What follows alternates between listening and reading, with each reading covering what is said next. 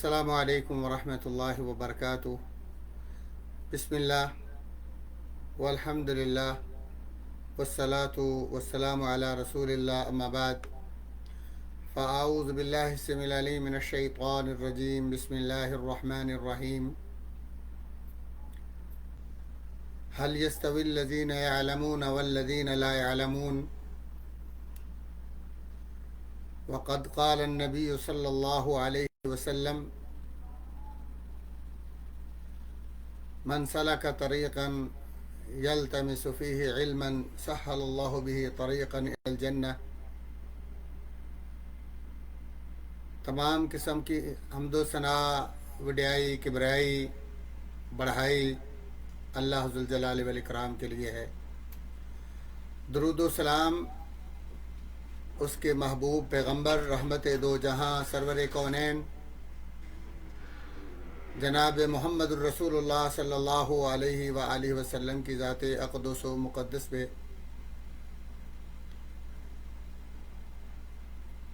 مجھے آج مادر علمی جامعہ تعلیم الاسلام مامو کانجن ڈسٹرکٹ فیصل آباد اس کے بارے میں گفتگو کرتے ہوئے اور بالخصوص ابنائے جامعہ جن کو اللہ تعالیٰ نے اس عظیم دینی درسگاہ سے فیض حاصل کرنے کا سنہری موقع عطا فرمایا، ان کے مابین بیٹھ کر اور اپنے نہایت مشفق و مہربان مخلص اساتذہ سے مخاطب ہو کر بہت مسرت محسوس ہو رہی ہے، اور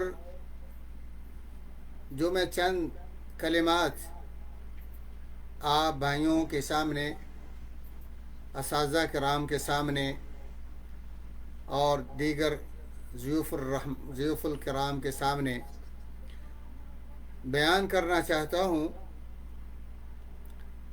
وہ میری زندگی کے حقیقی لمحات ہیں اور ایک حقیقی شعور ہے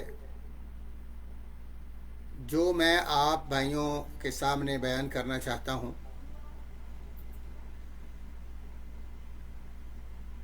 سب سے پہلے جامعہ تعلیم الاسلام مامو کانجن جو ایک عظیم دینی درسگاہ ہے، درس ہے، مدرسہ ہے، جس کے بارے میں عام طور پر روشن خیال لوگوں کا یہ خیال ہے، میں کہوں گا نام نہاد روشن خیال لوگوں کا خیال ہے کہ ان دینی درسگاہوں میں وہ بچے پڑھتے ہیں جو نالائق ہوتے ہیں یا اس قابل نہیں ہوتے کہ ان کو دیگر دنیاوی ڈگریاں حاصل کروائی جائیں، تو یہ ایک سوچ بالکل غلط ہے، کیونکہ حقیقت میں یہی دینی درسگاہیں، یہی مدارس اور یہی جامعات انسانی کامیابی کا، کامرانی کا، عزت اور عظمت کا باعث ہیں اور دین اور دنیا کی سعادت کا ذریعہ ہے، دونوں جہان کی رفعت و بلندی کا سبب ہیں، اور اس کی ایک مثال میں آپ کے سامنے ہوں۔ جب میں جامعہ تعلیم الاسلام مامو کانجن میں آیا تھا، میرا تعلق ایک غیر معروف چھوٹے سے معمولی سے گاؤں سے ہے، ایک مزدور کا، محنت کش کا بیٹا ہوں، اور علم سے بالکل کورا، تہذیب و تمدن سے بالکل نا آشنا، اقتصادی طور پر بالکل تہی دست، غریب اور فقیر، وسائل سے بالکل تہی دست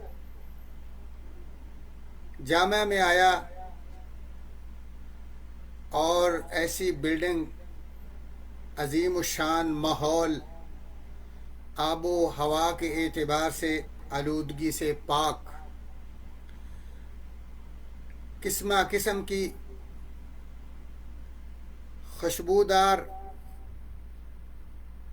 پھولوں سے بھری کیاریوں سے سجا ہوا ایک پاکیزہ ماحول میسر ہوا۔ دیکھ کر حیران و ششدر ہو گیا کہ کہاں ایک گاؤں کی کچی گلیوں میں چلنے والا اور مٹی کے تیل سے جلنے والے چراغ سے رات کی گھٹا اٹوپ اندھیری میں، راتوں میں، اندھیریوں میں، تاریکیوں میں مختصر روشنی دیکھنے والا،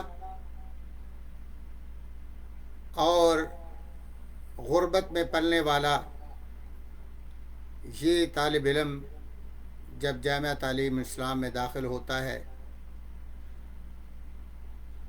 تو جامعہ کی انتظامیہ مجھے سب سے پہلے بہترین کمرہ دیتی ہے، ایک الماری دیتی ہے، ایک چارپائی دیتی ہے، اور ان دنوں میں جن عظیم شخصیات کے پاس ان چیزوں کی تقسیم تھی، حضرت مولانا محمد امین صاحب حافظہ اللہ، عبدالرشید حجازی صاحب حافظہ اللہ، اور ایک سٹور ہوتا تھا جامعہ تعلیم اسلام کا جس میں مختلف چیزیں طلباء کے لیے رکھی ہوتی تھی، جس پر مسئول ایک انتہائی نیک شخصیت بابا یوسف رحمہ اللہ وہ ذمہ دار تھے۔ مجھے اپنا کمرہ ملنے پر، چارپائی ملنے پر، پھر ایک اسپیشل الگ الماری ملنے پر انتہائی خوشی ہوئی، گویا کہ مجھے اللہ تعالیٰ نے اپنی زندگی میں پہلی بار اپنی خصوصی ملکیت میں کوئی چیز میسر ہوئی ہے۔ اور پھر اس ماحول میں عظیم اور بڑے ہی بزرگ ترین اساتذہ کی بہت بڑی ٹیم تھی جو ہمیں تعلیم و تربیت کے لیے میسر تھی۔ جامعہ تعلیم اسلام کے بانی امیر المجاہدین صوفی محمد عبداللہ رحمہ اللہ، جنہوں نے آج سے پون صدی پہلے تقریباً 75 ایئر اگو اس عظیم الشان ادارے کی، اس دینی مدرسے کی بنیاد رکھی 493 گابے اوڈاوالا سے، اور وہاں پر طالب علموں کو پہنچنے میں مشقت ہوتی، تو یہ چیز جامعہ کے بانی رحمہ اللہ ان کے دل پر نہایت شاق اور ناگوار گزری۔ انہوں نے اللہ تعالیٰ سے دعا کی کہ اللہ مجھے ایک ایسا چوراہا عطا کر اور ایسی جگہ عطا کر جو آلودگیوں سے ماحول کے اعتبار سے پاک ہو اور سفری صعوبتوں سے دور ہو، جہاں میں اس ادارے کو منتقل کروں۔ اللہ تعالیٰ نے ان کی دعا کو قبول فرمایا، اور اس وقت میں ایسی جگہ اللہ نے عطا فرمائی کہ جہاں ٹرین کی سہولت بھی موجود ہے، جس کے ذریعے پورے پاکستان میں طلبہ بآسانی سفر کر سکتے ہیں، اور پاکستان کے پورے شہروں میں، کراچی سے لاہور، اسلام آباد اور دیگر جو پشاور، کوئٹہ، مری، تمام شہروں سے مواصلات سے جڑی بسوں کا، ویگنوں کا، دیگر ٹرانسپورٹ کا بندوبست بھی ہے۔ اب اس جامعہ میں جو عظیم ہستیاں اور پاکیزہ روح ہستیاں اس کی بنیادوں میں کام کر چکی ہیں، ان میں حضرت مولانا محمد اسحاق چیمہ صاحب رحمہ اللہ اور پیر یعقوب قریشی رحمہ اللہ، اسی طرح حضرت مولانا محمد اسلم، قاضی محمد اسلم سیف فیروز پوری رحمۃ اللہ علیہ، حضرت مولانا عبد القادر ندوی رحمہ اللہ، اور ان کے دیگر رفقائے سفر انتظامیہ، انہوں نے جامعہ کو قائم کرنے کے لیے، جامعہ کی بقا کے لیے، جامعہ کی اس دینی درسگاہ کی تعمیر و ترقی کے لیے بے بہا قربانیاں دی۔ ان کے لیے اپنے گھر بار کو چھوڑا، اپنے بزنس اور کاروبار کو چھوڑا، بے لوث اپنی خدمات اور اپنا وقت پیش کیا۔ اللہ تعالیٰ سے دعا ہے کہ اللہ تعالیٰ ان کی ان جہود کو، قربانیوں کو قبول فرمائے، اللہ ان کو جنت الفردوس عطا فرمائے، اللہ ان کے درجات کو بلند فرمائے۔ تو اساتذہ ہمیں پڑھانے میں انتہائی مخلص تھے۔ جب میرا داخلہ ہوا تو شعبہ تحفیظ القرآن کریم میں سب سے پہلے میرے استاذ قاری عطا اللہ صاحب کلسوی حافظہ اللہ، جو کہ آج کل فیصل آباد میں ہیں، اللہ تعالیٰ ان کی زندگی میں برکت پیدا فرمائے، ان سے میں نے حفظ شروع کیا۔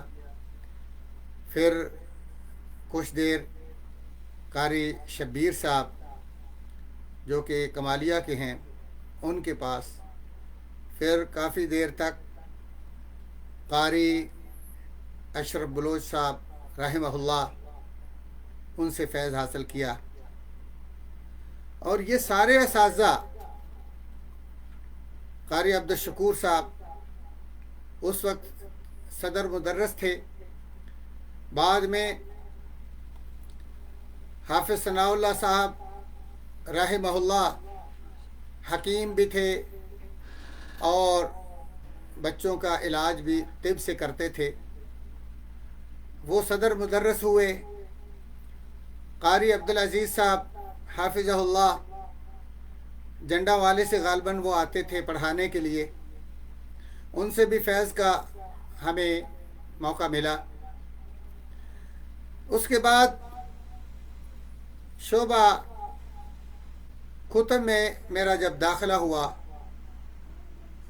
تو وہاں بھی اللہ تعالیٰ نے مجھے انتہائی محنتی اور مخلص اساتذہ عطا فرمائے۔ شعبہ تحفیظ میں سب سے پہلے ہمیں پڑھانے کے لیے جو اساتذہ کی محنت دیکھی کہ ایک تو اوقات تعلیم میں وہ ہمیں پڑھاتے تھے، اس کے علاوہ تربیت کے لیے اور ہمارے ہمدردی کے لیے، ہمارے اوقات کی حفاظت کے لیے ہم پر زور دیتے۔ مثال کے طور پر روزانہ ظہر سے پہلے 1 گھنٹے قیلولے کے لیے زبردستی تمام طلبہ کو مجبور کیا جاتا تھا، اور غالباً قیلولہ جو ہے وہ کلاس روم میں ہی ہوتا تھا۔ پڑھائی ختم ہوتی اور وہیں سو جانا، اور ظہر کی نماز کے لیے اٹھایا جاتا، پھر ظہر کے بعد عصر تک تعلیم ہوتی شعبہ تحفیظ میں، اور پھر عصر کے بعد ہمیں کھیلنے کا موقع دیا جاتا، لیکن اس سے پہلے قاری عطاء اللہ صاحب حافظہ اللہ، مولانا عبدالرشید اٹاروی صاحب رحمہ اللہ، قاری اشرف صاحب اور دیگر اساتذہ تمام شعبہ تحفیظ کے طلبہ کو جو گراؤنڈ ہے شعبہ تحفیظ کی کلاس روموں کے سامنے، جو بورچی خانے کے سامنے جہاں پانی والی بڑی ٹینکی ہے، اور جو مغربی گیٹ ہے جامعہ کا، اس کے ساتھ جو بڑا گراؤنڈ ہے، بڑا خوبصورت پھولوں سے سجایا ہوا تھا، ہمیں سب کو اکٹھا کر لیتے۔ صبح کے شام کے اذکار، مسجد میں جانے اور مسجد سے نکلنے کی دعا، صبح جو ہے رات سونے اور صبح اٹھنے کی دعائیں، جنازے کی دعائیں اور دیگر دعائیں انہوں نے ہمیں وہاں ہماری مرضی کے خلاف یاد کروا دی، یعنی ہمیں پتہ بھی نہیں چلنے دیا، اور بڑے بلند آواز سے ایک طالب علم کہلواتا باقی سنتے، پھر جناب دوسرا کہلواتا باقی سنتے، تو ایسے یعنی ہمیں وہ دعائیں ہمارے زندگی کے آخری مرحلے تک، تعلیمی مراحل ابتدائی اور متوسط اور اعلیٰ تعلیم یافت تک ہمارے وہ دعائیں کام آتی ہیں، اور انشاءاللہ آ رہی ہیں اور آتی رہیں گی، اور وہی دعائیں ہم آگے سکھا رہے ہیں۔ اللہ تعالیٰ اس کا صلہ اور اجر ہمارے ان اساتذہ کو دے جنہوں نے اس وقت ہمارے ساتھ زبردستی کی اور ہمیں یہ دعائیں تحفے کے طور پر ہمارے سینوں میں محفوظ کروائیں۔ ہمیں نہیں پتہ تھا۔ پھر ہمیں رات کو پڑھائی کے بعد، عشاء کے بعد 1 گھنٹہ تقریباً ہماری شعبہ تحفیظ میں پڑھائی ہوتی، پھر فوراً زبردستی سلایا جاتا۔ ہمیں گھومنے پھرنے کی اجازت نہیں ہوتی تھی۔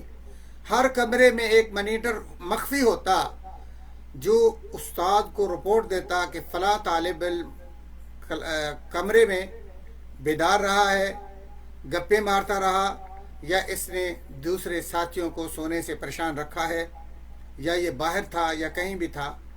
حالات اس وقت کنٹرول کے اتنے عظیم اور اچھے تھے کہ طالب علم ایک خاص جو ٹائم ہوتا اس کے بعد جامعہ سے باہر نہیں رہ سکتا تھا، اس کو اجازت نہیں تھی، اپنے کمرے سے بھی باہر نہیں رہ سکتا تھا، تاکہ بچوں کی نیند جو ہے وہ پوری ہو جائے۔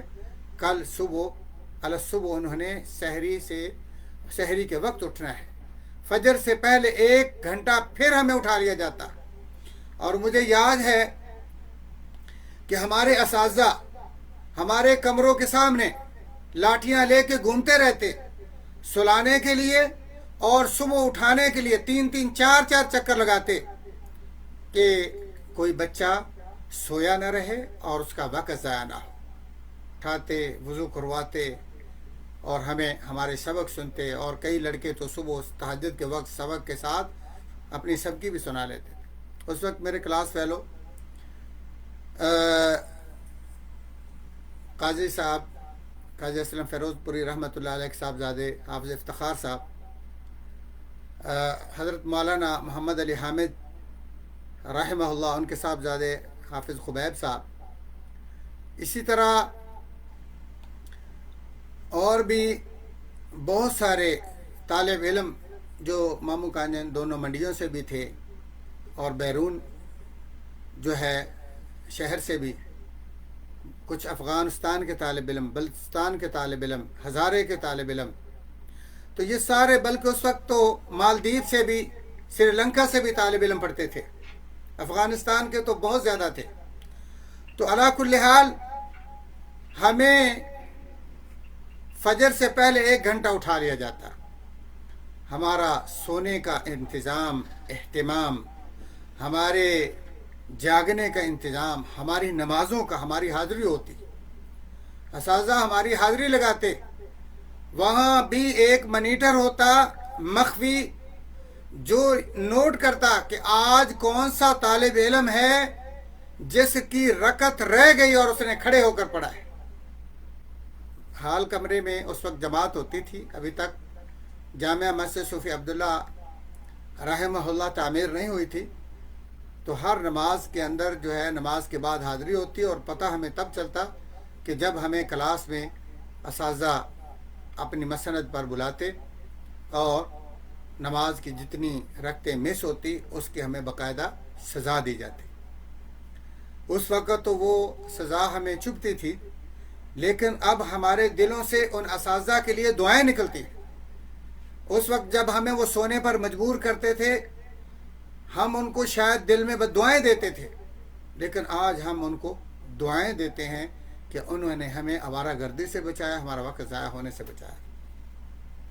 चूँकि हमारा वक्त बहुत टफ था, सख्त था, नींद पूरी नहीं होती थी, और इसके लिए एक वाक़या भी पेश आया बड़ा, जो आप सुनकर मुस्कराएंगे। एक मिज़ाहिया वाक़या है।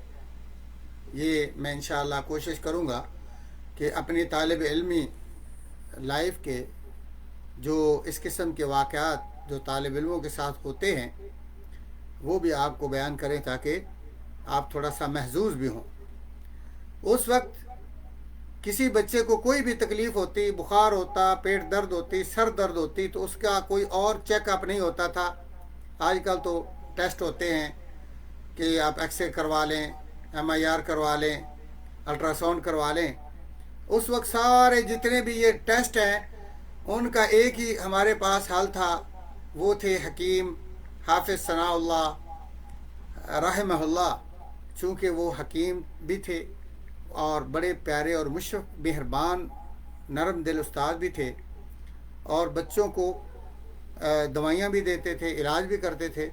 तो किसी क्लास से भी किसी तालिब इल्म ने अगर कोई बीमार होता तो वो शेख साहब, हाफिज़ साहब के पास भेजते कि आप उनको जाके चेक करवाएं। अगर वो कह देंगे कि आपको बुखार है या आपको वाकई बीमारी है तो आपको हम छुट्टी देंगे। अगर उन्होंने कह दिया कि ये बहाना लगा रहा है तो छुट्टी नहीं मिलेगी। तो जैसे कि मैंने अर्ज़ किया कि टाइम हमारा ऐसा था कि उसमें ज़र्रा भी रेस्ट नहीं थी, यानी फालतू रेस्ट नहीं थी। और हमारा जो तालीम का शुबा तहफ़ीज़ुल कुरान करीम का शेड्यूल बड़ा टफ था, सख्त था, तो नींद पूरी नहीं होती थी। तो नींद की कमी की वजह से मेरे जिस्म में थकान है, और उसी थकान की वजह से यूँ महसूस होता है, जिस्म टूटता है कि जैसे बुखार है। हकीकत में बुखार नहीं था।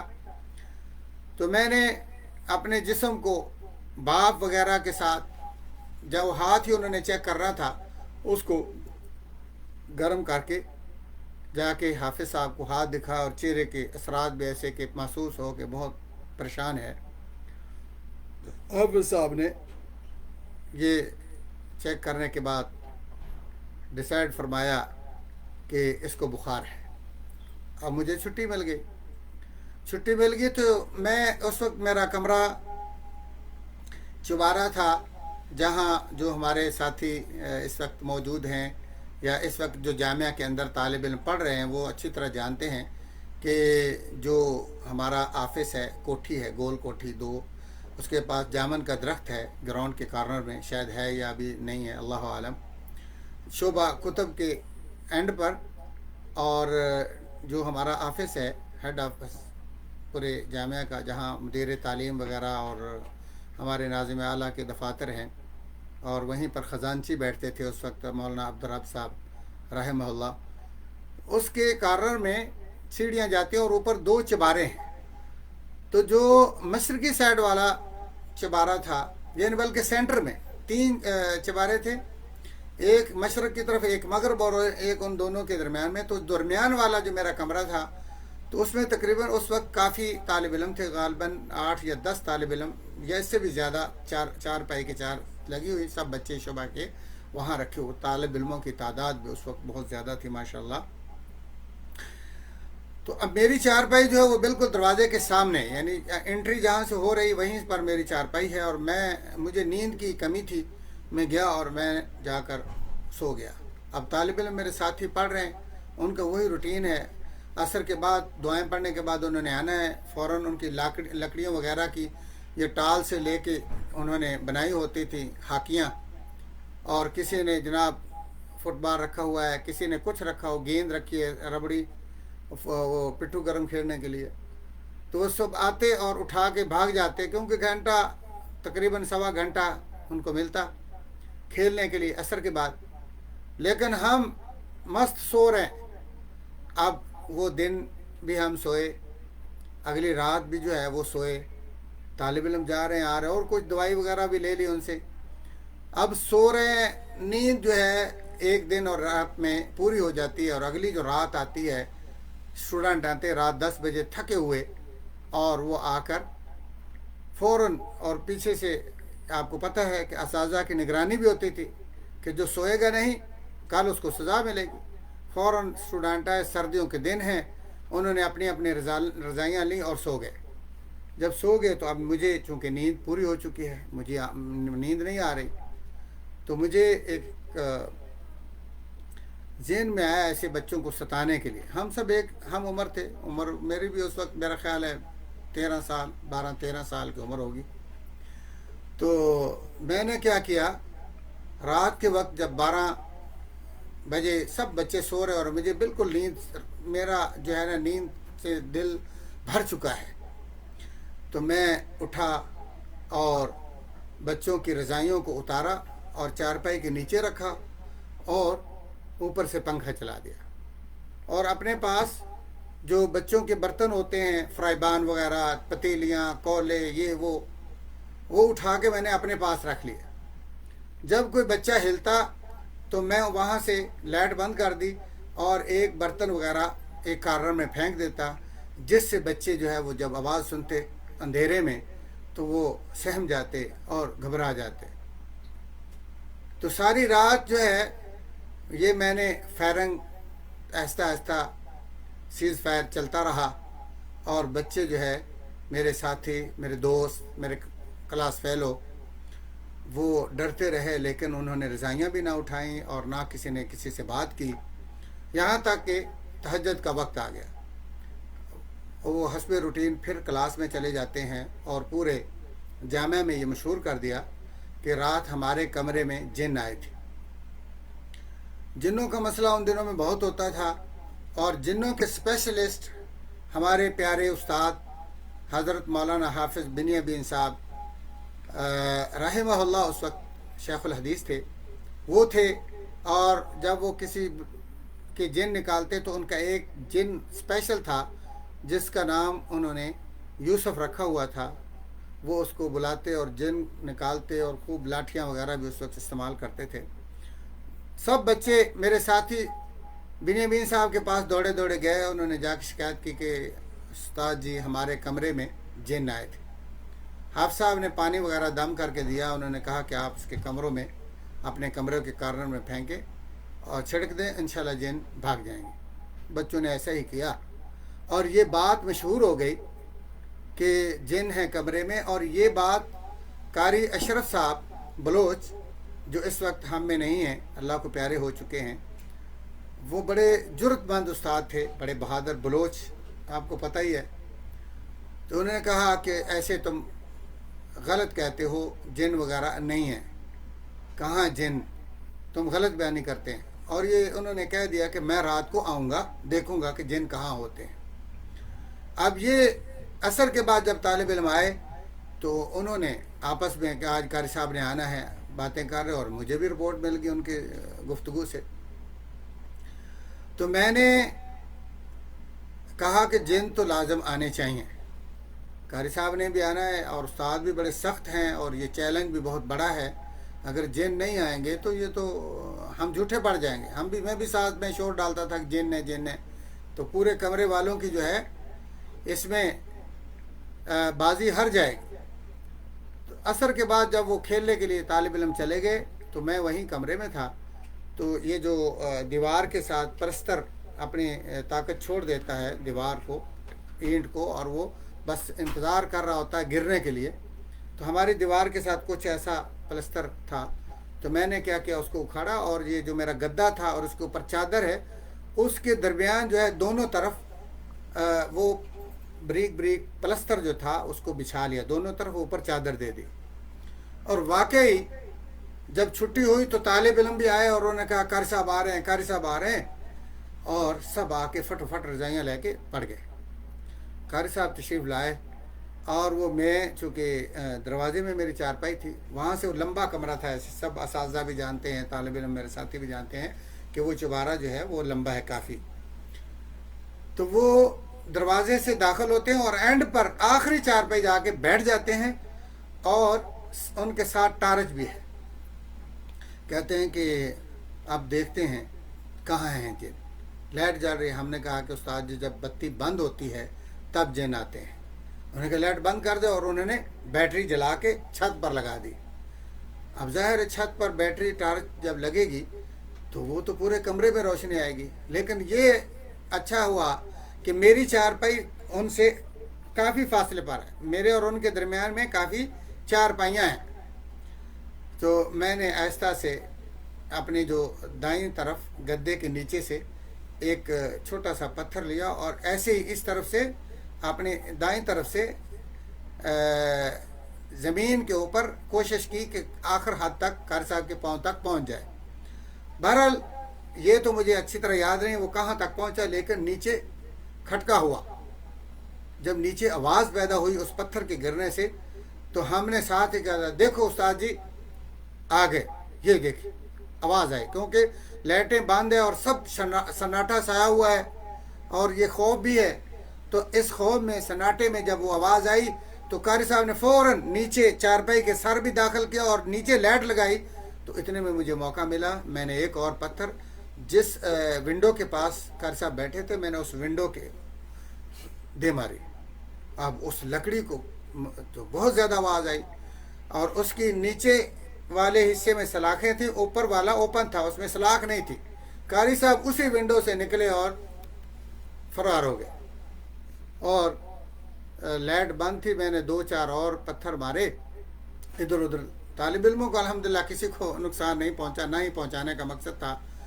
تو قاری صاحب بھاگ گئے، اور اگلا دن جو تھا وہ جمعرات کا تھا، جمعرات کو چھٹی ہوتی ہے، اور ہم نے بھی اپنے جو کمبل وغیرہ اوڑے ہوتے ہیں بیمار لوگوں کی طرح وہ اتارے اور کھیل کود میں مصروف ہو گئے۔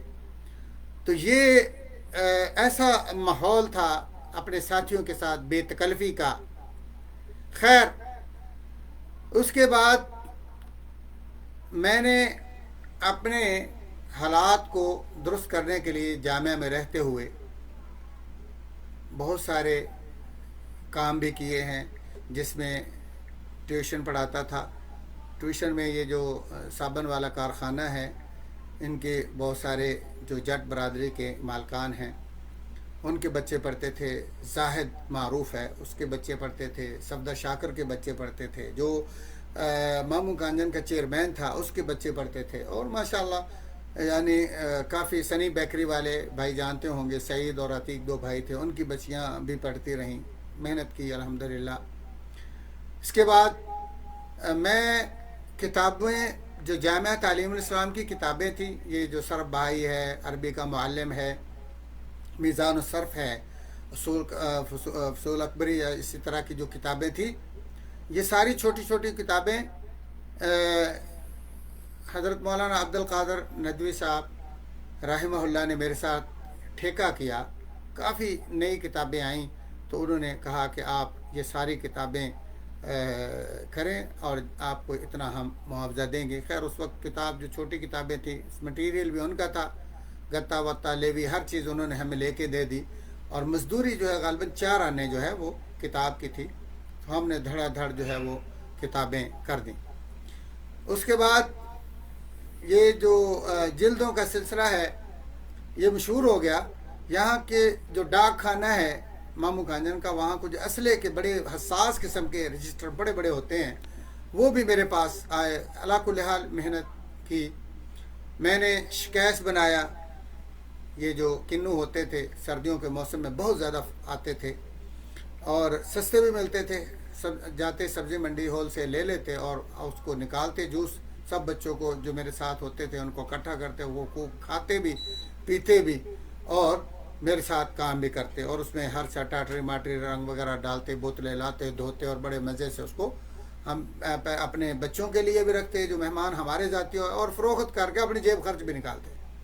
اور شربت بناتا تھا، شربت بڑا زبردست میرا مشہور ہو گیا، باداموں کا شربت بناتا تھا، روح افزا شربت تیار کرتا تھا۔ حتیٰ کہ ایک دفعہ یہ مشہور ہو گیا تو مجھے حضرت مولانا عبد القادر ندوی رحمہ اللہ کہنے لگے کہ ہمیں مہمان خانے کے لیے شربت بنوانا ہے روح افزا، ہمیں آپ پہلے اپنا شربت چیک کروائیں۔ میرے پاس سیمپل تھا، میں نے دیا، بڑے خوش ہوئے، کہتے 150 بوتل جو ہے وہ ہمیں بنا کر دیں۔ اور مولانا عبد الرب صاحب رحمہ اللہ اس وقت خزانچی تھے، تو ان کو ذمہ لگایا، انہوں نے مجھے چینی وغیرہ جو میں نے لکھ کے دیا مٹیریل لا کے دیا، اور میں نے شربت بنایا، الحمدللہ بہت خوش ہوئے۔ پھر ہمارا جو گیٹ پر ہوٹل تھا مشرقی گیٹ پر، اس ہوٹل کو بھی میں نے چلایا، اور فروٹ کی میں نے ریڑھی لگائی، ایک ملازم رکھا باقاعدہ، یہ کمالیہ سائڈ سے ایک آدمی لایا، اس کو فروٹ روزانہ کلاس سے پہلے سبزی منڈی سے لا کر دیتا اور اس کو ریڑھی لگا کے پھر فوراً کلاس میں چلاتا۔ اسی طرح عطر فروخت کیا، اور جب گیٹ پر ہوٹل تھا تو وہاں حافظ محمد اسلم جاوید حافظہ اللہ جو کہ میرے خالہ زاد بھائی ہیں، وہ ان دنوں میں استاد تھے، تو وہ انہوں نے ہوٹل لے لیا، اور جمعرات اور جمعہ کو چونکہ ان کی فیملی ساتھ نہیں تھی تو وہ لکڑ آلے میں چلے جاتے، تو مجھے کہتے کہ یہ دودھ وغیرہ پڑا ہے، اگر یہ کل جمعے کے دن نہیں فروخت ہوگا دہی وغیرہ تو یہ خراب ہو جائے گا، فریج وغیرہ تو ہوتی نہیں تھی، تو آپ اس کو بھیج دیں۔ میں نے کہا ٹھیک ہے۔ تو میں تو ان کا چھوٹا بھائی تھا، اور ویسے وہ میرے اساتذہ میں بھی تھے، محسن بھی تھے، تو چونچ رہا کی تو مجال ہی نہیں تھی۔ تو میں وہاں ان کا یہ جو دودھ دہی ہے وہ فروخت کرتا، صبح اٹھتا اور دھوتا ہوٹل کو، اور رات کو دودھ وغیرہ کی دہی کنڈے لگانا، صبح جناب دہی لسی وغیرہ سب بنا کے جو طالب علم ہوتے ان کو دیتے۔ وہاں ایک محمد حسین لڑکا تھا، تھوڑا سا وہ بدماش ٹائپ تھا، غالباً یہ چچا وطنی سہیوال کی سائڈ پر، مجھے اس کا پتہ نہیں وہ بیچارہ کہاں چلا گیا۔ یہ صبح آیا، اور میں ابھی بیٹھا ہوں دودھ دہی بیچنے کے لیے۔ یہاں بھی ایک مزاحیہ واقعہ ہے، آپ کو سنا دیں۔ وہ آیا اور اس کی آنکھیں تھوڑی تھوڑی کھلی ہیں، اور یعنی سستی ہے، اور مجھے کہتا ہے کہ مجھے دودھ یا دہی اس نے مانگی۔ میں نے کہا ہے بالکل دیں گے۔ اس نے کہا کہ مجھے ادھار چاہیے، پیسے بعد میں دوں گا۔ میں نے کہا دیکھو یہ جو ہوٹل کا سامان ہے، جو ہوٹل کا مالک ہے وہ میں نہیں ہوں، حافظ صاحب ہیں، اور حافظ صاحب کی مجھے ادھار دینے کی اجازت نہیں ہے، اور وہ آج یہاں موجود نہیں، وہ اپنے گاؤں میں گئے ہوئے ہیں، تو لہذا میں آپ کو نقد تو دے سکتا ہوں، ادھار نہیں دے سکتا ہوں۔ تو اس نے وہ تھوڑا سا، میں نے جیسے کہا نا کہ بدماش ٹائپ تھا، غنڈا ٹائپ تھا اس وقت۔ بعد میں تو آپ کو پتہ ہے کہ آدمی بچپن میں بسا اوقات بدماشی کرتا ہے، بعد میں تقویٰ بھی مل جاتا ہے۔ اللہ عالم اس وقت وہ بہت بڑے عالم اور خطیب ہوں، نیک صالح ہوں، جیسے ہم بھی اس وقت بے سمجھ تھے، اور ہم سے بھی جو ہے وہ زیادتیاں بھی، ظلم بھی، سب کچھ ہوتا رہا ہے۔ تو اب تو خیر یعنی ہمیں ظلم کرتے وقت بھی جو ہے ڈر لگتا ہے۔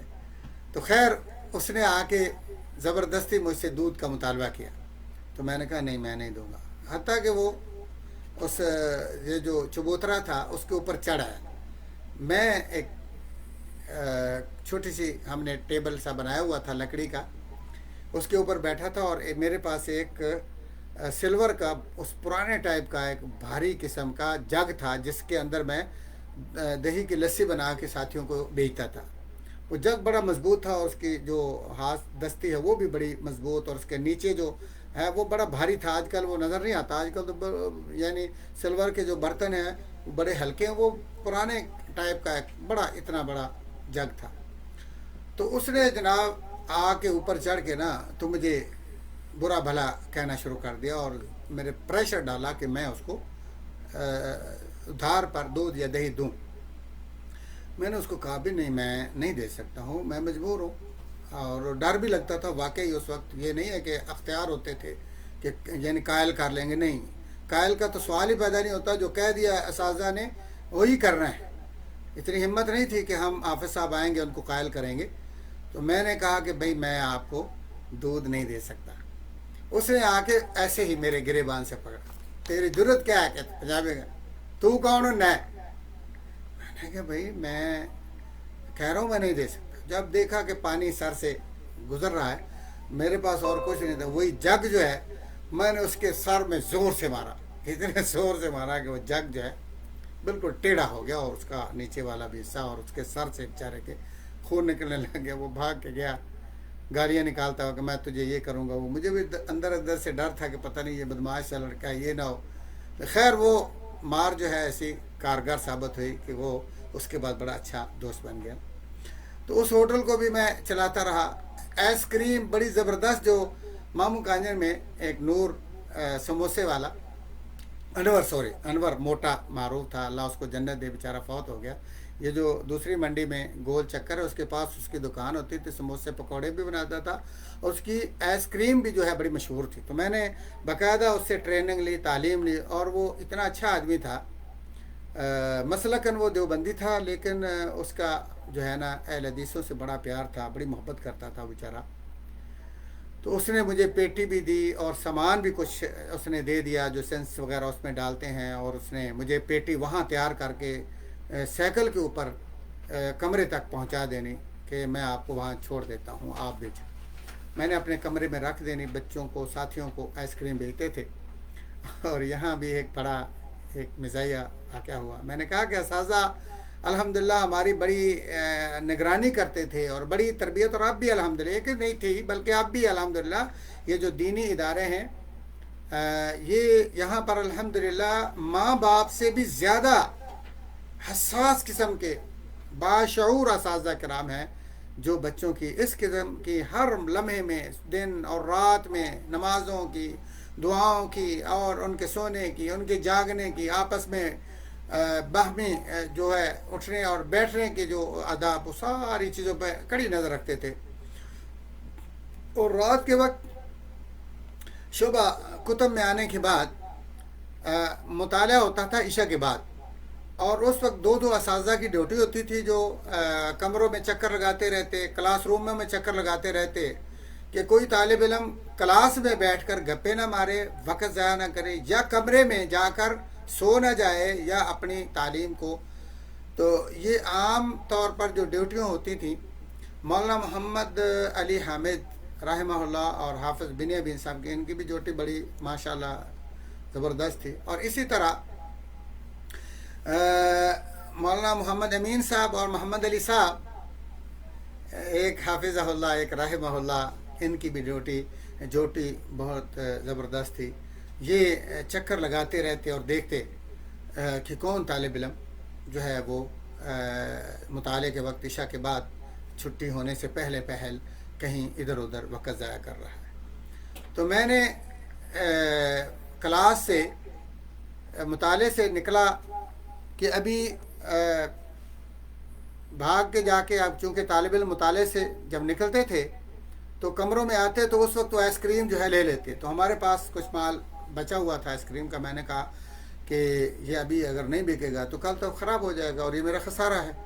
तो मैंने वहाँ से पेशाब की छुट्टी ली और जाके खुश खत, मेरा अल्हम्दुलिल्लाह अच्छा था, तो تو وہی جو جامن کے پاس اندر شاید بھائی آپ دیکھیں گے ابھی بھی تو شاید بلیک بورڈ ایک بنا ہوا ہے دیوار کے ساتھ، جہاں ڈسپینسری ہوتی تھی، ڈسپینسری کے بالکل جو ہے سامنے ایک بلیک بورڈ تھا جہاں سے شعبہ کتب کے کمروں کا آغاز ہوتا ہے.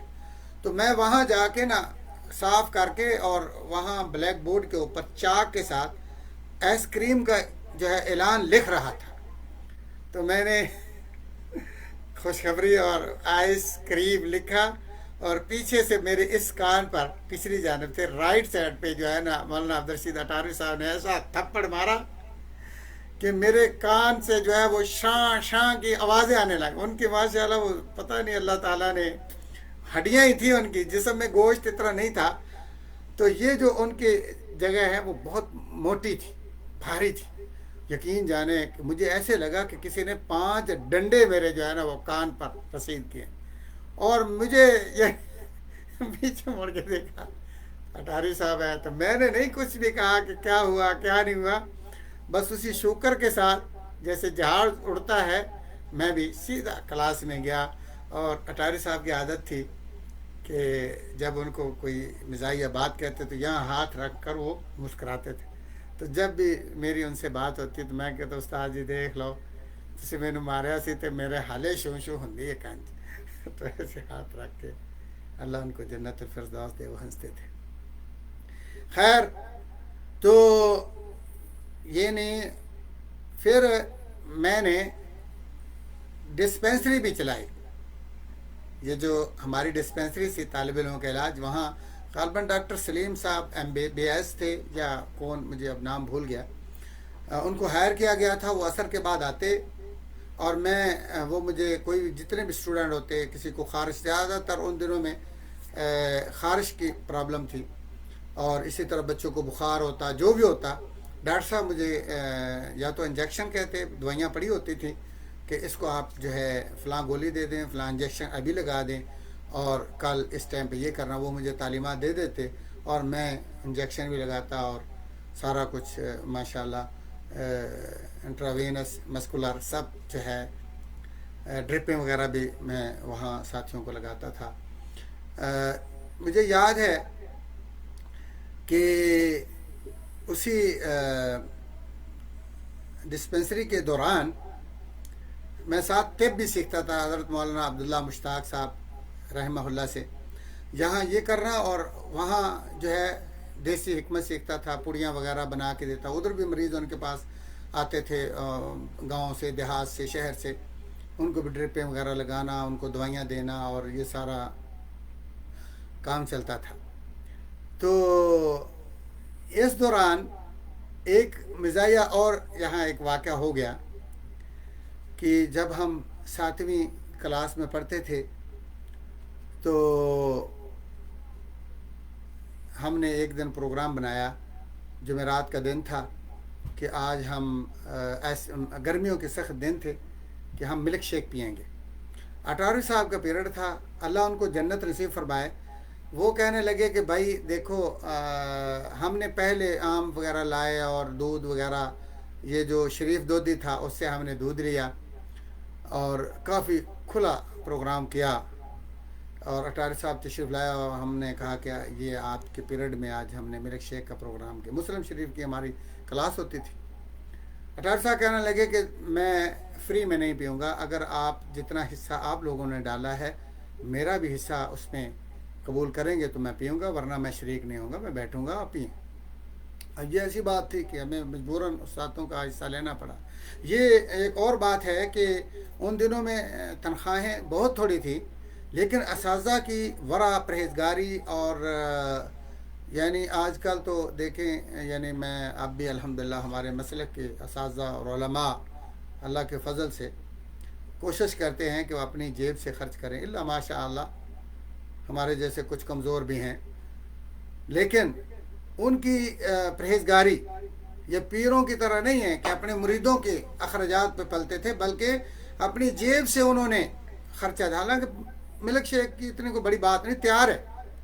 خیر وہ انہوں نے کہا کہ دیکھیں بھائی، ہم نے پھر یہ کیا کہ ایک جگ بھر کے ان کے پاس سب سے پہلے ہم کھڑے ہو گئے کہ آپ پہلے پیٹ بھر کے پی لیں، اس کے بعد ہم پئیں. انہوں نے کہا نہیں.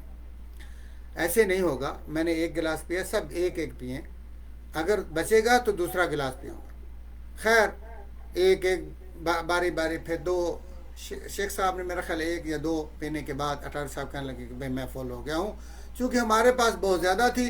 दो तीन के बाद हर एक आदमी अक्सर जो है ना उसका पेट भर जाता है।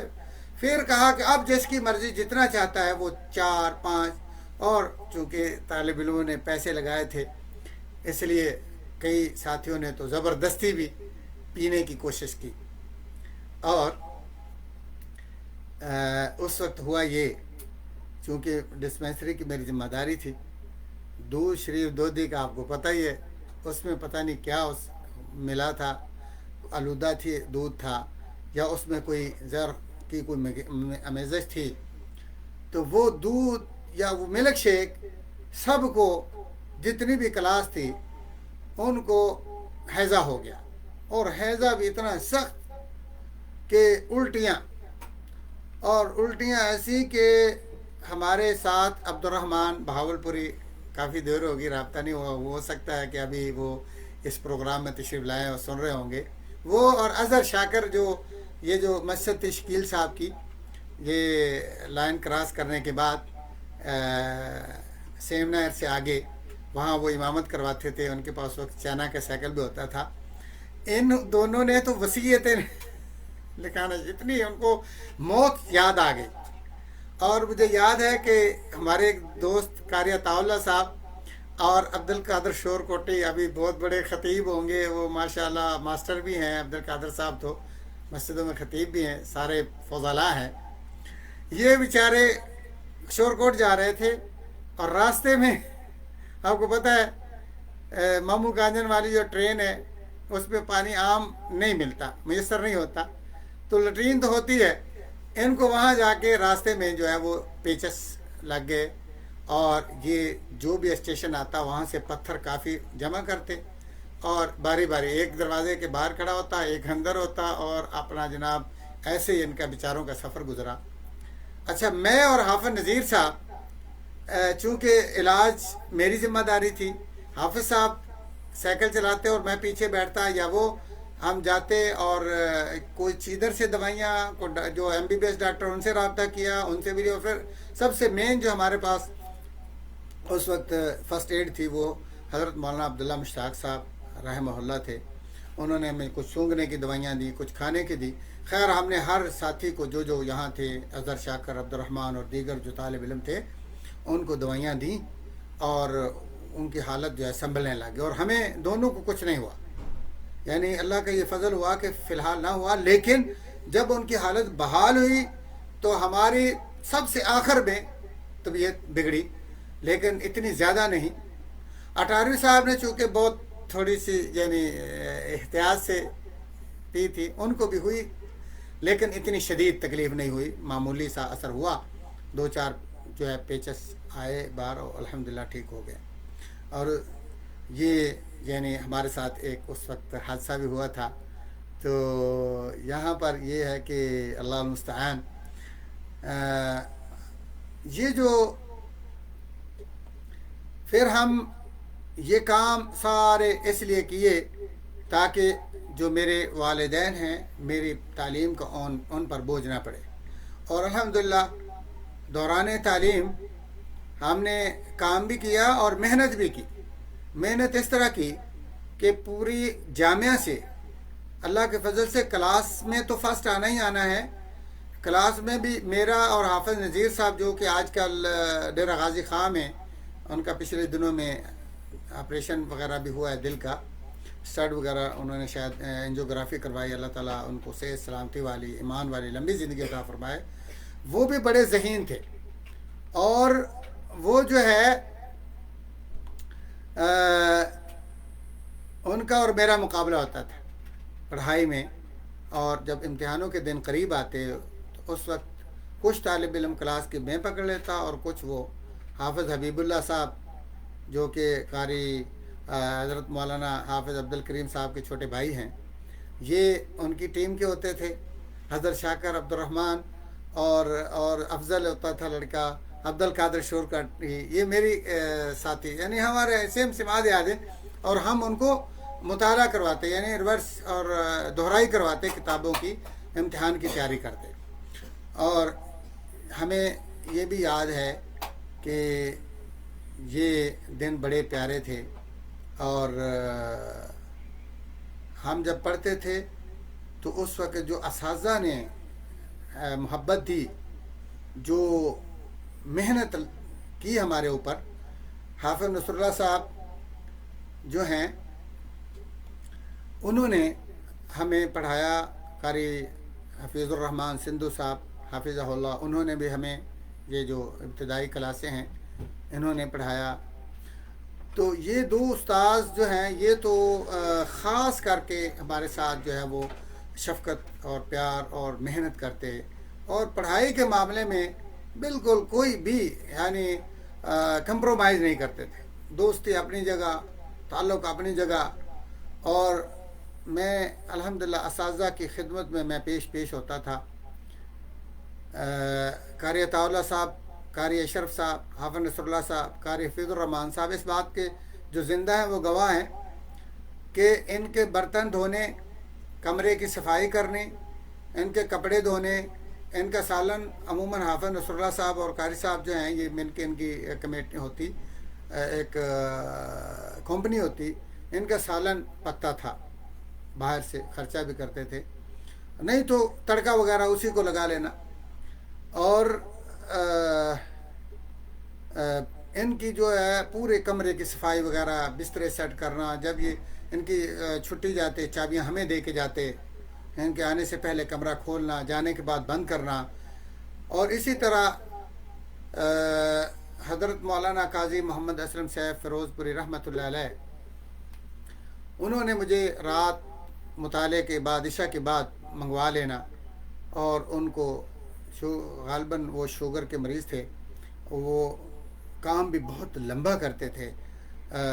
بالخصوص جو کانفرنس کی تیاری ہوتی تب تو ان کے پاس 4 5 6 لڑکے بھی ہوتے جو دعوت نامے مختلف دیہاتوں میں اور ضلع وائز ان کو اتنے ازبر تھے. خانیوال ضلع، ملتان ضلع، جناب ڈیرہ غازی خان، ڈیرہ اسماعیل خان، اور اسی طرح سندھ کے، اور اسی طرح پورے پاکستان کے جو ایڈریس، فلاں صاحب اس کو یہ لکھو، یہ لکھو، یہ لکھو، اور پتہ لکھ رہے ہیں، دعوت نامے بن رہے ہیں. ایک طرف جو ہے وہ کتابیں ان دنوں میں حرمین شریفین کے خمینی کے خطرناک عزائم، حرمین شریفین کے خلاف خمینی کے خطرناک عزائم، یہ کتاب بھی لکھ رہے تھے. اور اسی طرح ہمارے مسلک اہل حدیث کی تاریخ لکھ رہے تھے. تو اتنے ذہین تھے کہ دن بھر وہ اپنا پڑھاتے بھی تھے، ڈیوٹی بھی پوری دے کر آتے تھے، اور پھر نیند بھی آ جاتی. 4 5 6 7 لڑکے لکھ رہے ہوتے اور ایسے جھٹکا بھی آ جاتا، اور پھر اٹھ کر جہاں وہ لکھ رہا ہوتا اس کو آگے لکھاتے، ایڈریس بھی اس کو لکھاتے. اور یعنی اس طرح ہم ان کو دباتے، اور پاؤں کے اوپر ان کے وہ زخم سے بنے ہوئے تھے گھٹنوں پر اور پاؤں کے نیچے، تو ان کو کینچر وغیرہ سپرٹ جو ہے وہ لگاتے، شاید اس کو ڈاکٹر نے بتایا ہوگا. تو مطلب ان کی خدمت کرتے، اور وہ ان کی دعائیں بھی اللہ تعالیٰ نے ہمیں میسر کی. بہت زیادہ دعائیں دیتے تھے. نیک اتنے تھے کہ گھر کی ذمہ داریاں جو ہیں وہ انہوں نے چھوڑ دی. تقریباً رات 12 بجے 1 بجے تک وہ ہمارے لکھنے میں، خدمت جامعہ میں، اور کانفرنس کی ذمہ داریوں میں، اور جو رسالہ ہے، مجلہ ہے، اس کی تیاری میں لگے رہتے. گھر جاتے، اور یاد ہے کہ چونکہ مجھے ان کے اوپر ایک رہائش مل گئی تھی حافظ اسلم صاحب کی وجہ سے، تو کبھی کبھی ہمیں، جب ہم تہجد تو خیر اتنے نہیں تھے ہم، لیکن مجبوراً جب پیشاب وغیرہ ستاتا تو چونکہ اس وقت اٹیچ باتھ وغیرہ کا مسئلہ ہی نہیں تھا، تو وہی جو عام جرنل ہمارے وہاں کے واش روم تھے، وہاں اٹھ کے تو ان کے کمرے کے پاس صوفی عبداللہ رحمۃ اللہ علیہ کی قبر، اور ساتھ ان کا جو ہے کوٹھی ہوتی. تو یقین جانے صبح صبح ان کی چیخنے کی، رو رو کے جامعہ کے بارے میں، جامعہ کے طلبہ اور اساتذہ کے بارے میں، صوفی صاحب کے بارے میں رو رو کے دعائیں کرتوں کی ان کی آوازیں سنائی دیتی تھی. تو اللہ تعالیٰ نے ان اساتذہ کی خدمت کا جو ہے وہ ہمیں صلہ بھی دیا الحمدللہ. ہم بتائیں گے کہ اللہ تعالیٰ نے پھر ہمارے اوپر کیا فضل کیا. بلکہ اس خدمت کے دوران بھی ایک مزاحیہ آپ کو واقعہ سناتے ہیں کہ قاری فیض الرحمان صاحب ہمارے جو استاد ہیں ابھی ہوں گے انشاءاللہ محفل میں سن رہے ہوں گے. تو ایک دفعہ ان کو یہ جو رفیق باورچی تھا اس کی بیوی، اس کو ہمیں پتہ نہیں تھا، وہ اس کی باڈی وائز چونکہ بھاری خاتون تھی، تو طالب علموں کے ساتھ وہ بہت بے تکلف پورا گھرانہ تھا. باورچی تھے وہ جامعہ تعلیم اسلام کے. تو وہ بہت پیار کرتی تھی قاری صاحب سے، بچہ بنایا ہوا تھا، عمر میں بڑی تھی.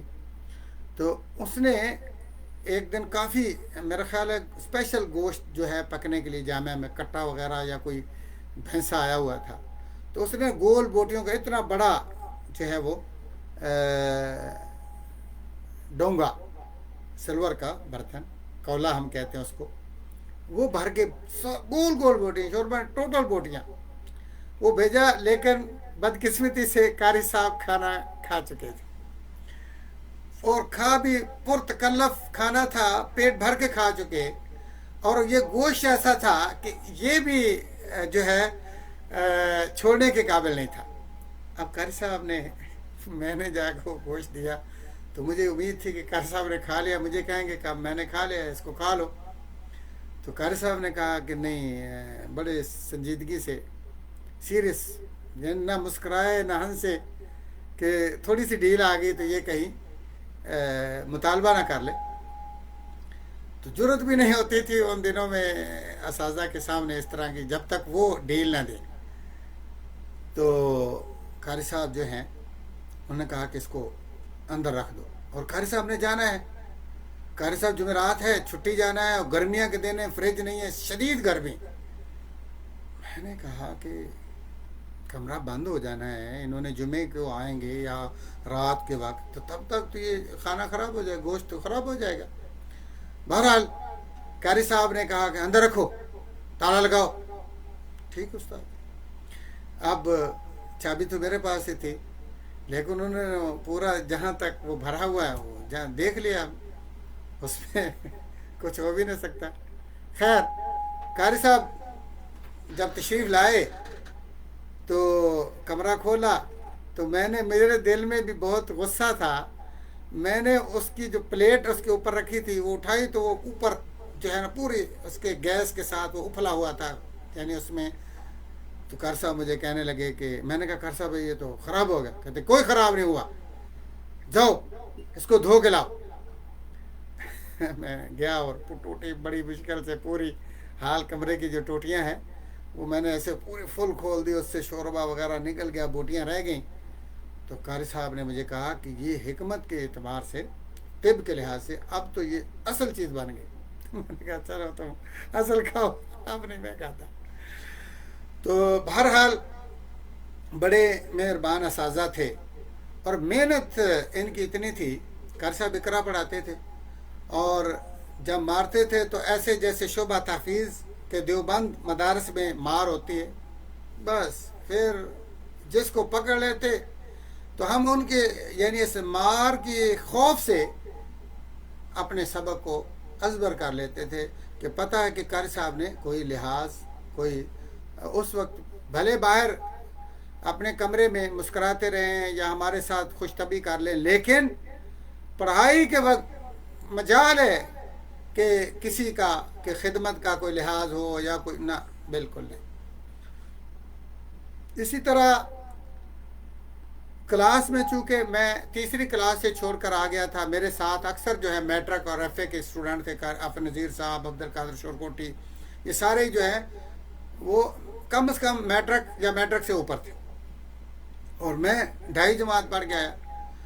اب حافظ نصر اللہ صاحب مجاہد حافظہ اللہ، انہوں نے جو ہے وہ املا شروع کروا دی پہلی میں، اور میں تو بالکل جیسے آدمی جوڑ کر کے کسی چیز کو پڑھتا ہے، میں تھوڑے تھوڑے لفظ لکھتا تھا، اور میرے ساتھی جو ہیں وہ دھڑا دھڑ لکھتے. تو حافظ صاحب جو ہے میں نے تنگ آ کے میں نے لکھنا بند کر دیا. جب میں نے بند کر دیا تو حافظ صاحب نے کہا لکھتے نہیں. تو میں نے بتایا نا کہ ان کا ڈر بہت ہوتا تھا. میں نے کہا استاد جی میں ابھی اتنی اسپیڈ سے لکھ نہیں سکتا ہوں, میں بعد میں کاپی ساتھی سے لے کے نوٹ کروں. نہیں ابھی لکھو. اور مجھے آرڈر دے دیا اور تھوڑا سا اسپیڈ کم کر دی, باوجود اس کے کہ عبد القادر اور نذیر اور یہ دوسرے ساتھی کہتے ہاں ہاں آگے آگے آگے, یعنی تو لیکن ان کی بات کو پش پش چھوڑ کر بغیر ان کو بھی جواب نہیں دیتے تھے اور اپنا لہجہ تھوڑا سا نرم کر دیا, لیکن اتنا بھی نہیں. خیر اب ڈر کی وجہ سے جیسا کا تیسا لکھتے رہے, کوئی چھوڑتا لکھ لیتے, کوئی سطر چھوٹ جاتی, کچھ لکھ لیتے, بعد میں اس کی تصحیح کر لیتے. کچھ وقت گزرا, میرا خیال زیادہ 15-20 دن یا 1 مہینہ, جب میں نے دھڑا دھڑ لکھا تو میری سپیڈ الحمدللہ اتنی اچھی ہو گئی کہ اب میں کہتا ہوں ہاں جی استاد جی آگے آگے. اب یہ مجھے عبد القادر وغیرہ کہتے اور صبر بھی کر سانو تو لکھ لیں دے. علا کل حال یہ اساتذہ کی شفقت, مہربانی, محنت تھی. اور پھر ہم اساتذہ میں کے گھروں میں چلے جاتے, دن بھر وہ ہمیں ادھر پڑھاتے اور رات کو ایک دن ہم جب تیاری کر رہے تھے تو مجھے جو ہے نا ساتھیوں نے پروگرام بنایا کہ آج ہم چلتے ہیں حضرت مولانا محمد علی صاحب کے پاس, تو ان سے فلاں جو کتاب ہے اس کے بارے میں پوچھ کر آتے ہیں, یا ان سے جو ہے نا جو سبق سمجھ نہیں آ رہا وہاں سے ان سے سمجھ کے آتے ہیں. تو عبد القادر نے ایک لفظ بولا, کہتے ہم جائیں گے اور استاد گیس لگوائیں گے. تو میں نے کہا گیس کا کیا مطلب ہوتا ہے؟ میں نے زندگی میں وہ پہلی بار سنا گیس کیا ہوتا ہے, کیا پتا کہ شکوری والوں کو گیس کیا ہوتا ہے. اور میں نے اسکول بھی جیسے بتایا کہ 2.5 جماعت, اچھا میں نے ابھی اس سے نہیں پوچھا کہ گیس کیا ہوتا ہے. میں نے کہا چل وہاں جائیں گے, جب استاد گیس لگائیں گے تو پتہ چل جائے گا. تو جب ہم گئے تو حضرت مولانا محمد علی صاحب حامد رحمہ اللہ, انہوں نے چند پیج خاص کر دیے یہاں سے یہاں سے یہاں سے. تو مجھے اندازہ ہو گیا کہ گیس کا مطلب یہ ہوتا ہے کہ جو متوقع امتحان کا مقامات ہیں ان کی نشاندہی کو گیس کہتے ہیں. تو خیر جب فاضل عربی کا ہم نے امتحان دینا تھا تو اس سے پہلے میرا خیال ہے وہ میٹرک وغیرہ یا مڈل کی ہوتی ہے چیزیں کچھ, تو مجھے حافظ نصر اللہ صاحب کہنے لگے کہ آپ مڈل کی تیاری کریں. میں نے کہا استاد جی میں تو 2.5 جماعت پڑھا ہوں, پرائمری بھی نہیں پڑھا. کہتے پڑھو بس. ان کا اتنا دبکا تھا کہ میرے اوپر وہ فرض ہو گیا, دوسری یعنی بار کہنے کی ضرورت نہیں ہوئی کہ میں انکار کروں. بہرحال میں نے کتابیں وغیرہ لی اور جامعہ تعلیم الاسلام ماموں گانجن کا یہ ترہ امتیاز ہے کہ وہاں دینی تعلیم کے جیسے مشفق, مہربان, محنتی اساتذہ ہیں, ویسے ہی عصری تعلیم انگلش, ریاضی اور مشارتی علوم, سائنس وغیرہ کے لیے بھی اساتذہ شروع سے رکھ رہے. تو اساتذہ کا تو انتظام تھا اس وقت. ماسٹر مقصود صاحب اور ماسٹر عبد الحنان صاحب, غالباً عبد الحنان صاحب اللہ کو پیارے ہو گئے, اور ماسٹر مقصود صاحب حافظہ اللہ وہ تو چلے گئے ہیں ادھر فیصل آباد میں. اور صوفی افضل صاحب بہت زبردست ریاضی پڑھاتے تھے, اور اسی طرح ایک اور استاد بھی رکھے ہوئے تھے, ان کا نام تھا غالباً علی, وہ بھی پڑھاتے تھے. بہرحال تو تیاری کی الحمدللہ. جن ساتھیوں کے ساتھ میں تیسری میں چھوڑ کے آیا تھا غالباً ان کے آگے پیچھے میں اسی اسکول میں سینٹر میں جا کے میں نے مڈل کا امتحان دیا, اور پورے اپنے اس سینٹر سے میرے الحمدللہ نمبر اچھے آئے. اور ادھر یہ بھی میری کلاس الحمدللہ جاری رہی, اور وہاں سے بھی وہ سارے جو گاؤں کے میرے ساتھی تھے وہ بڑے حیران بھی ہوئے, پریشان بھی ہوئے کہ یہ اتنی دیر باہر رہا اور پڑھا بھی نہیں ریگولر, اور اس نے ہم کو بھی ٹاپ کر دیا. اچھا خیر محنت اتنی اساتذہ کی کہ گھروں میں بھی پڑھاتے. سونے کے وقت ہم جاتے تو وہ ہمیں گھر سے نہیں کبھی انکار نہیں کرتے تھے کہ ہمیں یہ کام ہے, فون سننا ہے, وہ کرنا ہے, یہ کرنا. نہیں. جب جاتے تو بڑے پیار اور محبت سے سارے اساتذہ ہمیں ٹائم دیتے. اور حافظ نصر اللہ صاحب کی تو محنت کا آپ اندازہ لگا لیں کہ انہوں نے برتن، راشن، آٹا اور سبزیاں سب کچھ اٹھایا اور ہمارے ساتھ سمندری چلے گئے، اور سب اسٹوڈنٹ ہیں وہاں تیاری بھی کروا رہے ہیں، وہیں آٹا گوندھ رہے ہیں، وہ کھانے بن رہے ہیں جناب، جیسے تبلیغی جماعت والے کھانا پکاتے ہیں۔ ہماری پوری کلاس ود راشن ود برتن وہاں شفٹ ہو گئی، اور جب تک ہمارا امتحان نہیں ہوا، حافظ صاحب اللہ ان کی زندگی میں برکت دے، وہ ہمارے ساتھ رہے۔ خیر اس کا نتیجہ بھی اچھا نکلا کہ آپ کو پتہ ہے فاضل عربی، فاضل فارسی، فاضل اردو، یہ جتنے بھی فاضل تھے ان میں سب میں فرسٹ، جو سب میں فیصل آباد بورڈ میں جو ٹاپ کیا تھا وہ ماموں کا جامعہ تعلیم الاسلام نے کیا۔ مجھے یاد ہے کہ اس وقت حافظ نذیر صاحب حافظہ اللہ ان کی فرسٹ پوزیشن آئی تھی، پورا بورڈ ٹاپ کیا، اور 4 نمبر کے فرق سے میری پورے بورڈ سے دوسری پوزیشن آئی، اور گزٹ ہمیں ملا تھا، جو بورڈ کا گزٹ تھا وہ ہمیں ملا۔ اور یہ اساتذہ کی محنت کی اور اس عظیم دینی درسگاہ جامعہ تعلیم الاسلام کی بابرکت خدمات کا نتیجہ تھا۔ اور پھر اسی طرح وفاق المدارس کی بھی تیاری حافظ صاحب نے خود ہمیں کروائی۔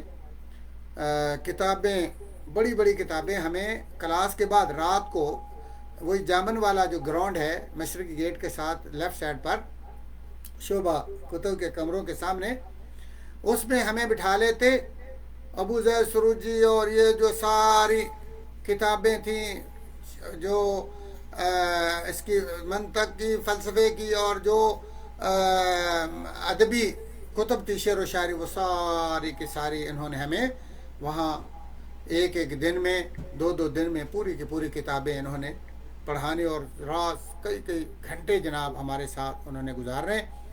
اثر یہ ہوا کہ جب ہمارا بی اے کا امتحان ہوا وفاق المدارس کا، تو پورے بورڈ سے میں فرسٹ اور حافظ نذیر صاحب پورے بورڈ سے بی اے میں سیکنڈ۔ یہ تو الحمدللہ۔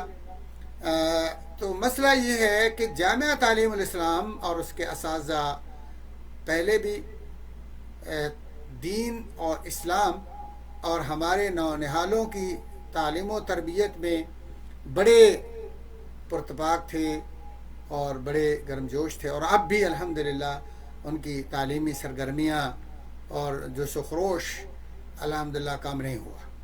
تو خیر جب اساتذہ کی اتنی سختی کے باوجود بحث و مباحثہ، سوال جواب میں ہمیں کبھی اساتذہ جو ہے وہ مایوس نہیں کرتے تھے، ڈس ہارڈ نہیں کرتے تھے، بلکہ ہماری حوصلہ افزائی کرتے تھے۔ مجھے یاد ہے کہ عبدالستار حماد صاحب حفظہ اللہ، جو ہماری جماعت کے مفتی بھی ہیں، ان کو ہم نے بڑے دھڑلے سے اعتراض کیا کہ شیخ صاحب آپ جو ہاتھ باندھتے ہیں سینے پر، تو ہمارے تو اہل حدیث جماعت والے نہیں باندھتے، یہ سعودی عرب سے پڑھ کر گئے تھے تو یہ ہاتھ باندھتے تھے۔ تو ہم نے بڑے ناراض ہو کر بڑے غصے کے ساتھ ایک قسم کا یہ اعتراض کیا۔ تو وہ کہنے لگے کہ بھائی جذبات کی ضرورت نہیں ہے، غصے ہونے کی ضرورت نہیں ہے، بات یہ ہے کہ آپ ایک حدیث دکھا دیں ہاتھ چھوڑنے کی، میں چھوڑ دوں گا۔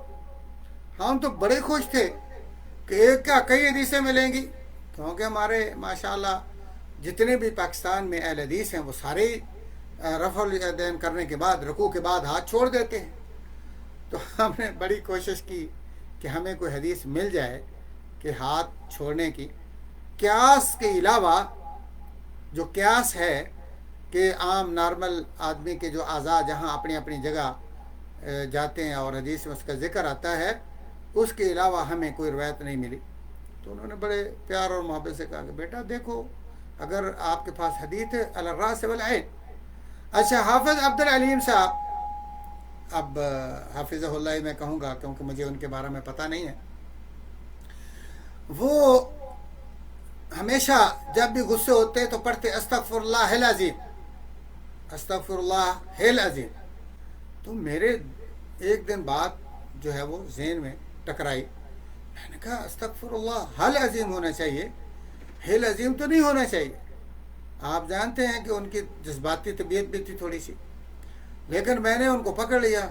मैंने कहा उस्ताद जी, ये आप अस्तगफिरुल्लाह हिल अजीम जो पढ़ते हैं ये गलत है, पढ़ना चाहिए अस्तगफिरुल्लाह हल अजीम। तालिब इल्म तो ऐसे खुली छोड़ दी। वो कहने लगे नहीं नहीं नहीं अस्तगफिरुल्लाह हिल अजीम, क्योंकि ज़बान पर चढ़ा हुआ था।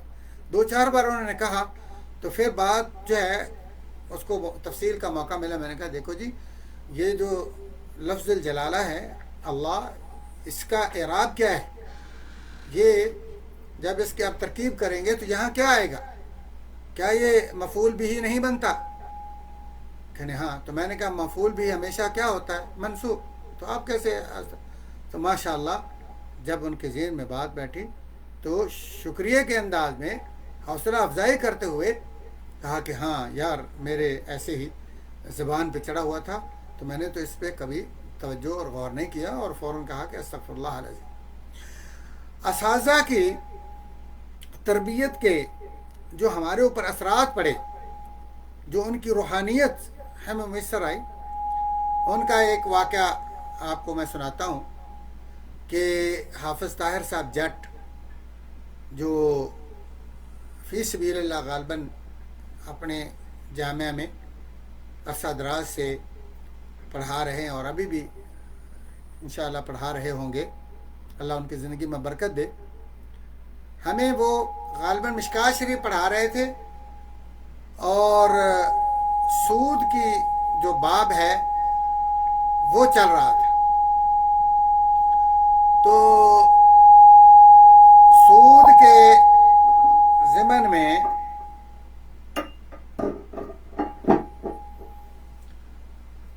हाफिज साहब से हमने सवाल किया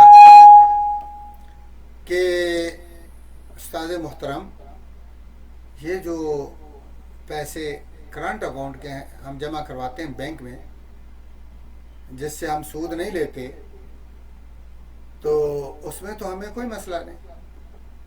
तो फजीलत शेख हाफिज ताहिर साहब फरमाने लगे कि है ना भाई, बात इदा नहीं हैगी, है ना भाई, तुसी ज़्यादा बड़े मुजरम है गए यहाँ। देखें है उनका लबो लहजा, जब उर्दू में वो बात करते थे तो कहते थे जो है कि जो है, बहुत ज़्यादा, यहाँ तक कि जैसे नबी अलैहिस्सलातु वस्सलाम के बारे में साहबा कहते हैं कि एक मजलिस में 70 से ज़्यादा बार इस्तग़फ़ार करते थे, तो इसका मतलब आपकी कसरत इस्तग़फ़ार की वजह से साहबा ने शुमार करना शुरू कर दिया था। तो जो हमारे उस्ताद थे हाफिज ताहिर साहब, वो जब पंजाबी में बात करते तो एना भाई, एना भी मैं गया, एना भी उथे जाके मैनू एना भी उन्होंने पल्लू ना फड़ा, एना भाई मैं उन्होंने जाके समझाया, एना भाई, तो उन्होंने आके ट्राली खड़ी करती, एना भाई, फिर लदन ना, एना भी इट्टां दी सौदा हो गया, फिर एना भाई मैं आया, मैंने पढ़ाना नहीं था, एना भाई। अच्छा, तो जब उर्दू में पढ़ाते तो इतना ज़्यादा जो है कि मैंने जो है कि देखा, जो है कि वहाँ जो है कि हज़रत आयशा रज़ी अल्लाह ताला अन्हा जो है कि खड़ी हो गई, जो है कि तमाम सहाबा जो है कि इंतज़ार में थे, जो है इतना ज़्यादा उनका ये। तो खैर, ये तो उनका पढ़ाने का एक तकिया कलाम है, लहजा है, अल्लाह कबूल फरमा। बहुत प्यारे लगते हैं वो, पंजाबी बोलते हुए भी और उर्दू में भी। तो उन्होंने कहा कि मेरे भाई, जो लोग सूद लेते हैं उनसे कहीं ज़्यादा सूद ना लेने वाले उनका तावन करते बैंक वालों का, तो लिहाजा उनको गुनाह भी ज़्यादा मिलता है। और उनकी बात का असर इतना पड़ा कि उस वक्त बैंक में 11,000 रुपये मेरे वाले साहब, अल्लाह जन्नतुल फिरदौस अता फरमाए, उन्होंने मेरे लिए रखे कि आपकी शादी वगैरह पे आपके काम आएंगे, तो बंगला वगैरह के बैंक में। तो मैंने वाले साहब को साथ लिया और फौरी तौर पर वो अपनी जो है बैंक से मुकम्मल रकम निकलवाई। और मुझे याद है कि उन्होंने बड़ा कायल करने की कोशिश की बैंक वालों ने, और उन्होंने कहा कि देखें भाई, ये नफ़ा और नुकसान की बुनियाद पर हम कारोबार ऐसे करते हैं, हमारे जो प्रोजेक्ट होते हैं बड़े सोचे समझे और तजर्बाकार लोगों के हाथों में होते हैं, तो लिहाजा इसमें कोई चांस नहीं है किसी किस्म का भी कि वहाँ आपके जो पैसे हैं उसमें सूद हो, वो नफ़ा ही होता है। तो मैंने कहा अच्छा आप ये बताएं कि आप जब किसी को कर्ज देते हैं तो आप उसको پابند کر دیتے ہیں. اگر آپ کہتے ہیں نفع نقصان کی بنیاد پر ہے تو آپ جو ان کو پابند کرتے ہیں جتنے فیصد دینے کا، تو اگر وہ آپ کو کہہ دیتا ہے کہ خدا نخواستہ مجھے نقصان ہو گیا ہے تو آپ چھوڑ دیتے ہیں؟ کہتے نہیں، چھوڑتے تو نہیں ہیں. تو میں نے کیسے نفع نقصان کا کیسے ہوا؟ اللہ کل حال وہ غصے میں ہوا، اس نے کہا مولوی نے پیسے نہیں چھڑنے، نکاٹ دو. پیسے دے دیے انہوں نے. تو مسئلہ یہ ہے کہ یہ ہمارے وہاں اساتذہ کے ساتھ اور ایسے دن گزرے، اور اللہ تعالیٰ نے یہ بھی دن دکھایا کہ جب میں نے ثانویہ ابھی ابتدائیہ کیا تھا تو اس وقت مدیر تعلیم حافظ مقصود احمد صاحب حافظ اللہ تھے. تو مجھے بھی شوق تھا مدینہ یونیورسٹی میں داخلہ بھیجنے کا. تو میں نے ابتدائیہ کی جو تعلیم ہے وہ پوری کرنے کے بعد، کیونکہ ادھر ادھر پوچھتے رہتے تھے، تو حافظ مقصود صاحب سے میں نے کہا کہ استاد جی مجھے آپ سندے وغیرہ کاغذات بنا کے دیں، میں نے داخلہ بھیجنا ہے. حافظ صاحب کہنے لگے کہ بیٹا ابتدائیہ کے بعد یا غالباً ثانویہ جامعہ کے بعد داخلہ نہیں ہوتا، اس کی جو عالیہ کی ڈگری ہے اس پر ہوتا ہے. میں نے کہا استاد جی آپ دعا کریں، میں کوشش کروں گا. اب سر چڑھ کے تو ہم مانگ نہیں سکتے تھے، تو بھلا اسی میں تھا کہ پیار محبت سے ان کو قائل کیا جائے. تو میں نے کہا انشاءاللہ اگر اللہ چاہے تو آپ دعا کریں تو شاید ہو جائے. تو اللہ چاہے. تو مجھے کہنے لگے کہ دیکھو بھائی اللہ تو چاہے تو مردے بھی زندہ ہو جاتے ہیں، لیکن ابھی آپ کسی مردے کو زندہ کرنے کے لیے کوشش شروع کر دیں کہ اللہ چاہے تو مردہ زندہ ہو جائے تو وہ ہو جائے گا. میں ان کا سوال تو بہت لاجواب کر دینے والا تھا، لیکن میری ضد تھی. میں نے کہا استاد جی تو آپ مجھے کاغذات دیں، سند وغیرہ دیں تو میں کوشش کروں گا، ہو گیا ٹھیک ہے، نہیں تو نہ سے. خیر انہوں نے کہا کہ اچھا ٹھیک ہے کوئی بات نہیں، کاغذات میں آپ کو بنا دوں گا، سند وغیرہ جو بھی ہے اور حسن سیرہ و سلوک کریکٹر سرٹیفکیٹ جو بھی ملنا تھا. لیکن انہوں نے کہا مسئلہ یہ ہے کہ ابھی جو ریکارڈ روم ہے، کوٹھی ہے، اس کو تالا لگا اور چابی گم ہو چکی ہے. تو میں نے کہا پھر تو تالا توڑنا ہی پڑے گا نا. کہتے ہاں توڑنا تو پڑے گا، کیسے توڑے؟ تو تالا میں توڑ دیتا ہوں. کہتے ٹھیک ہے.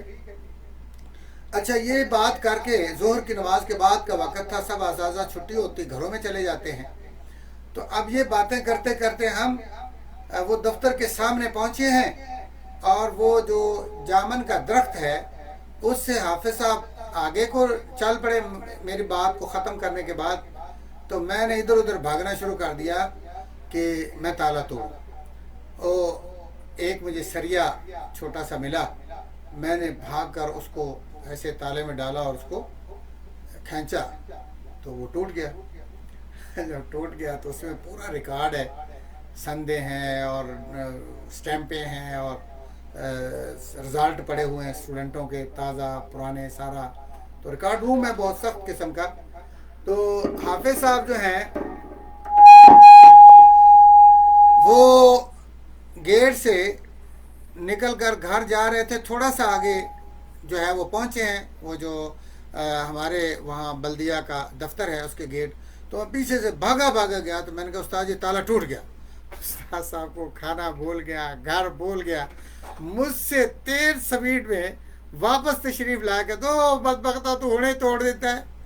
تو ان میں ہون تری سے کیا؟ میں کہا تو اس نے کہا توڑ دے.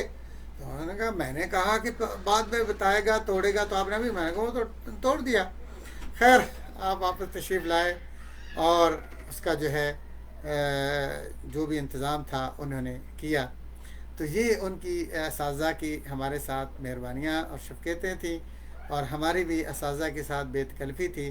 اور اس یعنی ملی جلی آب و ہوا اور فضا میں ہم نے بڑے پیارے ماحول میں تعلیم حاصل کی. اور پھر مجھے الحمدللہ جامعہ کی انتظامیہ نے مجھے اور حافظ نذیر صاحب کو استاد رکھا. اور اس وقت پہلی کلاس کے بہت زیادہ طالب علم تھے. مجھے پتہ ہے کہ 2 سیکشن بنے، ایک کا میں استاد تھا اور ایک کا حافظ نذیر صاحب. عبدالرحمن شارق اوڈ جو آج کل بھاول نگر میں بہت بڑے ماشاءاللہ ہمارے مسلک کے خطیب ہیں اور مرکزی جمعیت کے بڑے ذمہ دار بھی ہیں، غالباً ناظم ہیں یا کیا کچھ پورے علاقے کے.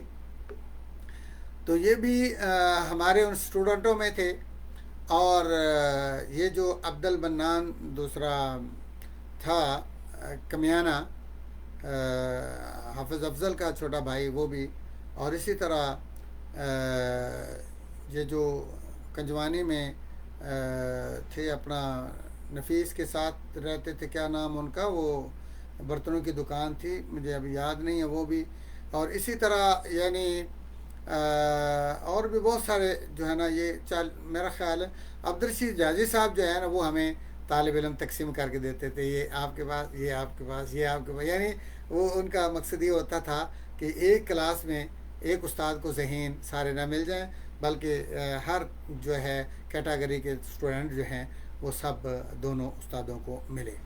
تو میں نے الحمدللہ جامعہ تعلیم اسلام میں تعلیم اور یا تدریسی فرائض بھی سر انجام دیے.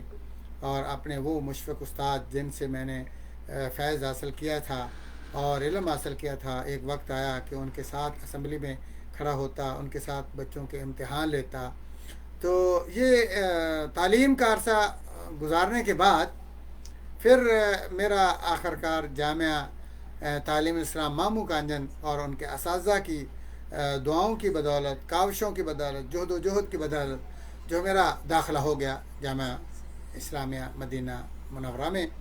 جب میں یہاں آیا تو یہاں آ کر بھی الحمدللہ میں نے جیسے وہاں محنت کی تھی یہاں بھی محنت سے کام لیا الحمدللہ. اور 7 سال میں نے علم حاصل کیا.